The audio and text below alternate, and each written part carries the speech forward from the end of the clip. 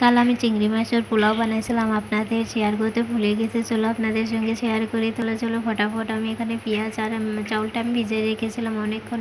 বেরেস্তাটাও বানিয়ে নিয়ে গেছে, এখানে তেজপাতা আর লঙ্কা টঙ্কা আমি দিয়ে দিয়েছি। এখনকার পেঁয়াজটা দেওয়ার পরে ভালো করে চাউলটা দিয়ে আমি নাড়াচাড়া করে নিব। নাড়াচাড়া করার পরে এরকম স্বাদ হয়েছিল। এখানে দিয়ে দিব আমি আদা রসুনের পেঁয়াজটা ঘ্রাণটা যাওয়া না পর্যন্ত আমি পানি এখানে অ্যাড করবো না, পরে পরিমাণভাবে লবণ দেবেন।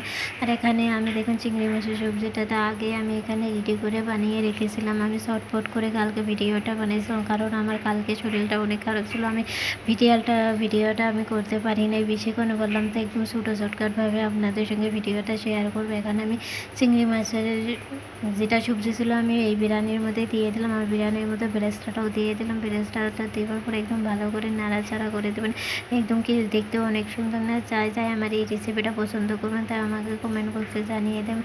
আসসালামু আলাইকুম। তো আপনারা ভালো থাকেন, আমিও ভালো আছি। আল্লাহ হাফেজ।